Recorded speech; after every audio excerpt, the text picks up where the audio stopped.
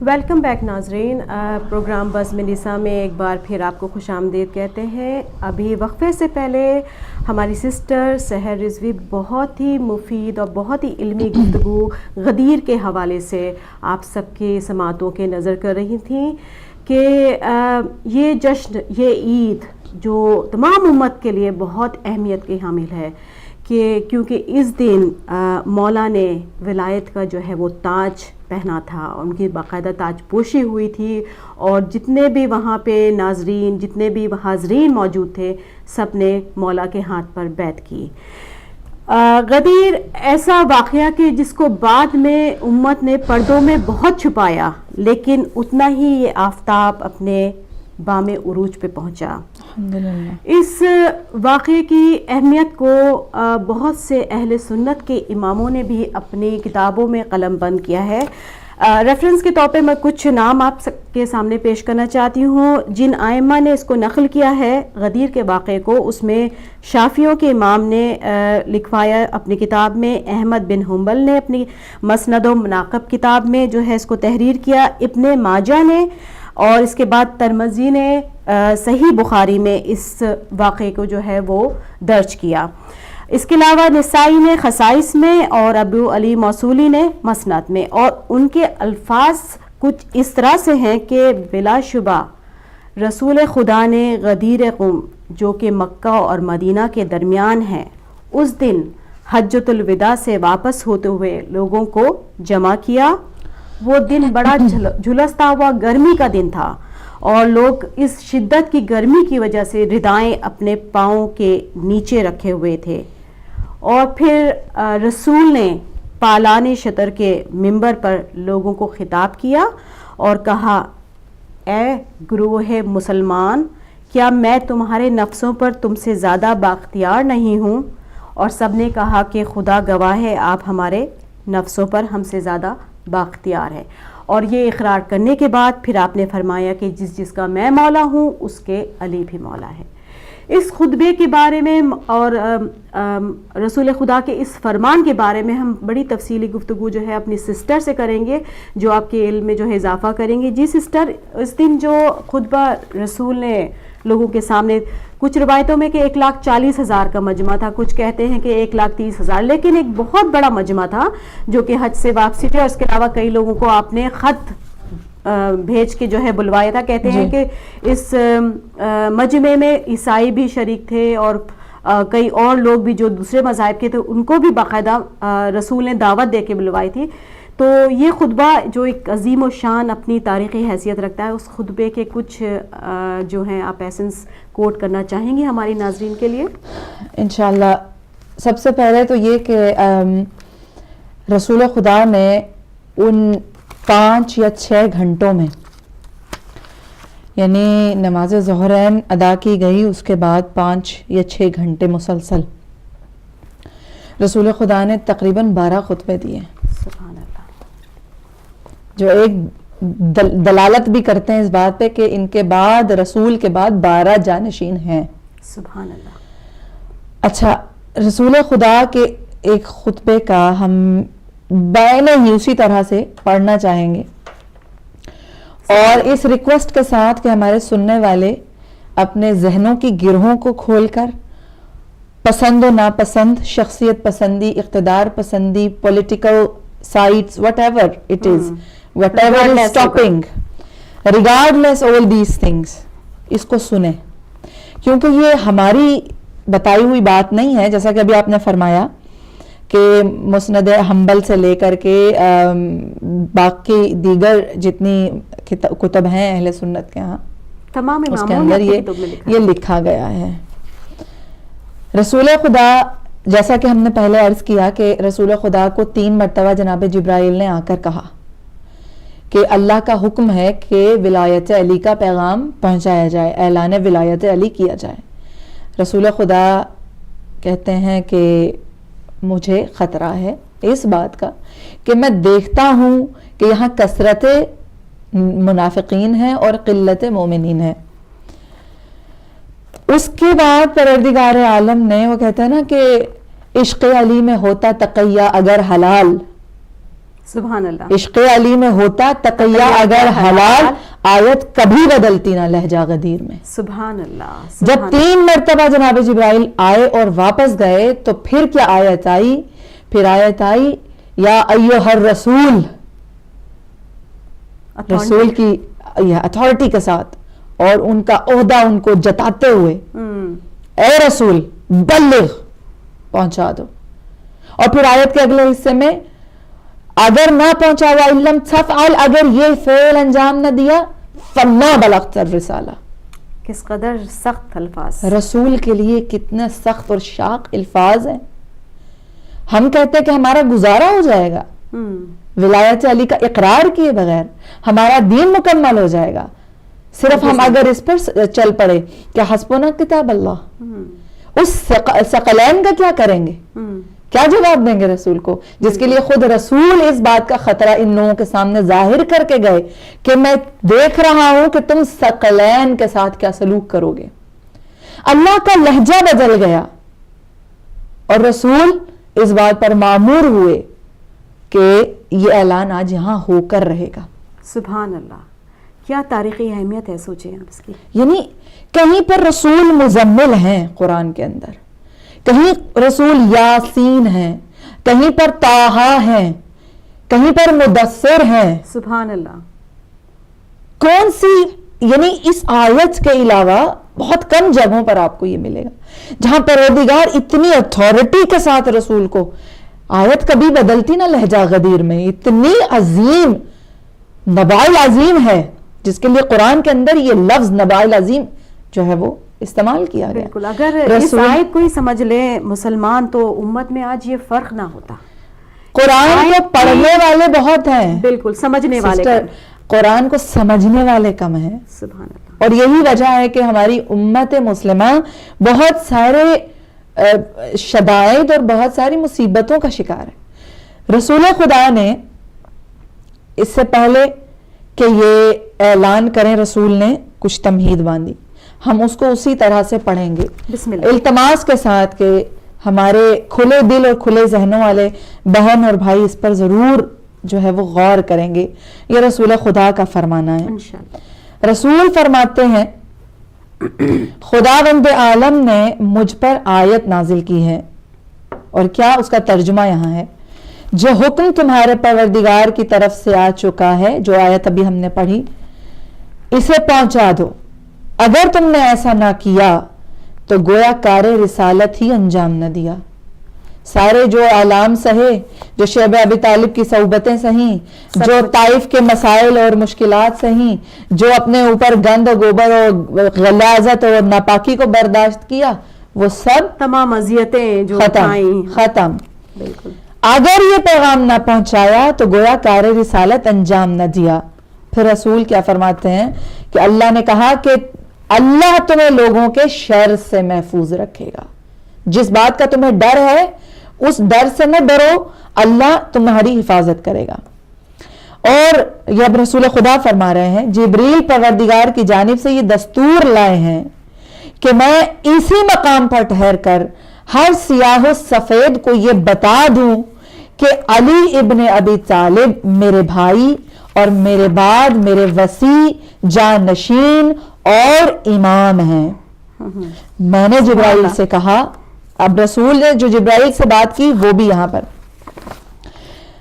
میں نے جبرائیل سے کہا کہ خداوند متعال سے میرے لیے عافیت کی ضمانت لیں.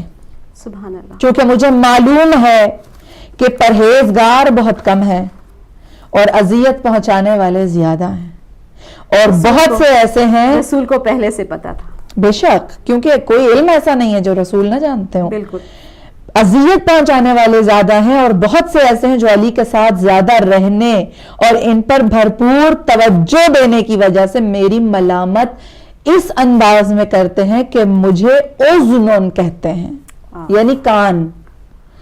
وہ کان کا کچا ہوتا ہے جیسے ہم اردو میں کہتے ہیں، تو ان کو رسول خدا کو از خود کان کہہ کر بلایا کرتے تھے ان کی پیٹھ پیچھے، تکلیف پہنچانے کے لیے. چنانچہ خداوند متعال نے ارشاد فرمایا وَمِنْهُمُ الَّذِينَ يُؤْذُونَ النَّبِيَّ وَيَقُولُونَ هُوَ أُذْنٌ قُلْ أُذْنٌ خَيْرٌ لَكُمْ. سبحان اللہ. کہ ان سے کہہ دو کہ جو نبی کو اذیت پہنچاتے ہیں اور کہتے ہیں کہ وہ کان ہیں، اذن ہیں، ان سے کہہ دیجئے ٹھیک ہے آپ اذن ہیں لیکن وہ کان جو خیر والا ہے. سبحان اللہ. کیوں؟ علی کا ذکر سنتے ہیں رسول تو خوش ہوتے ہیں. بالکل. علی کی بات کرتے ہیں تو رسول خوش ہوتے ہیں. تو خدا نے کیا کہا؟ خدا یہ کہہ رہا ہے کہ یہ کان ہیں، آپ کہہ دیجئے کہ ہاں کان ہیں مگر خیر کے کان ہیں. اور تمہارے لیے ان کے، اگر میں چاہتا کہ ان کے نام اور نشانیاں، یعنی وہ لوگ کہ جو یہ باتیں اور بد تہذیبی کرتے ہیں، ان کے نام اور نشانیاں بتاؤں تو بتا سکتا تھا، لیکن میں نے ان کی پردہ پوشی کی خاطر ان سے چشم پوشی اختیار کی. سبحان اللہ. اور پروردگار علی کے بارے میں اس پیغام کو پہنچائے بغیر راضی نہیں ہے.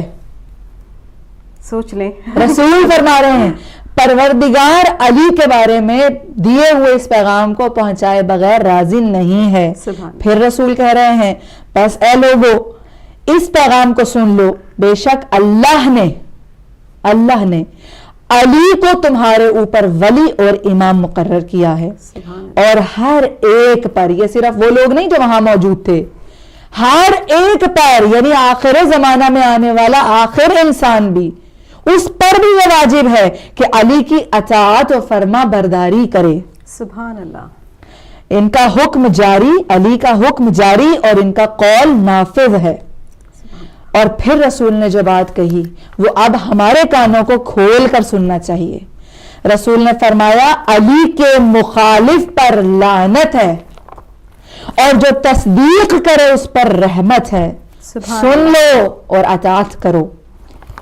اچھا، کیونکہ بہت یہ لمبا ہے یہاں پر، ہم یہاں سے تھوڑا سا اس کو چھوٹا کریں گے کہ علی امام ہیں اور امامت ان کے بعد ان کے بیٹوں، ان کی صلب سے میرے بیٹوں میں قیامت تک رہے گی.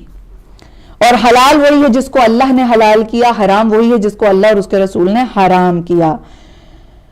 ایسا کوئی علم نہیں ہے، یہ رسول فرما رہے ہیں، ایسا کوئی علم نہیں ہے کہ جو اللہ کی طرف سے میرے اندر نہ رکھا ہو اور میں نے اس علم کو علی تک منتقل نہ کیا ہو.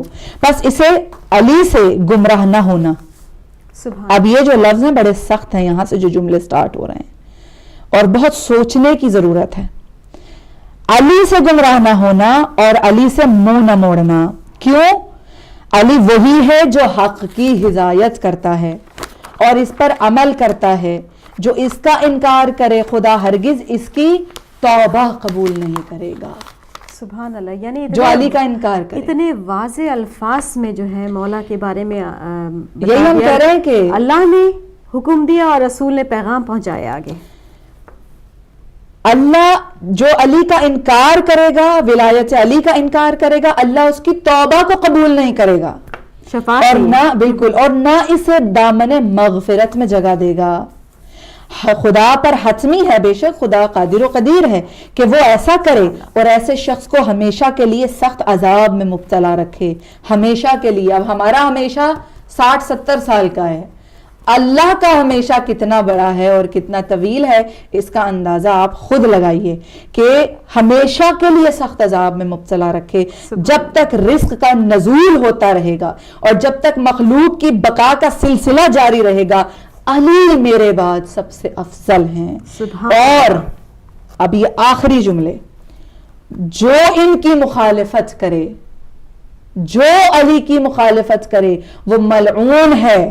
اور میرا یہ قول جبرائیل کے ذریعے اللہ کی طرف سے ہے.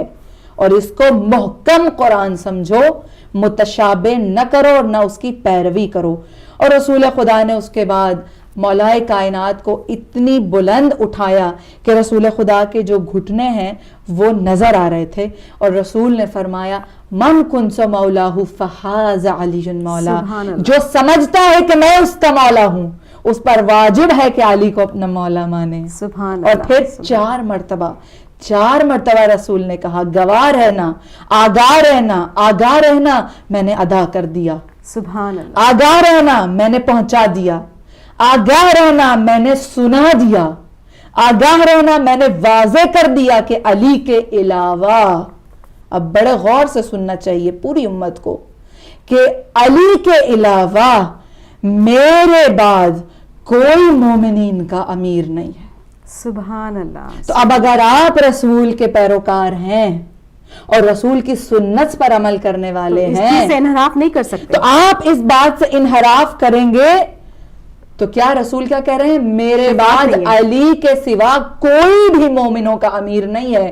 تو اگر آپ کسی کو خود امیر المومنین بنا کر ایسی جگہ پر بٹھائیں گے جس کا وہ حقدار نہیں ہے تو پھر آپ کا حشر جو ہے وہ ایسے لوگوں کے ساتھ ہوگا جنہوں نے ظلم کیا. ظلم کی کیا پیش کی جاتی ہے لغت میں؟ کیا معنی ہے ظلم کا؟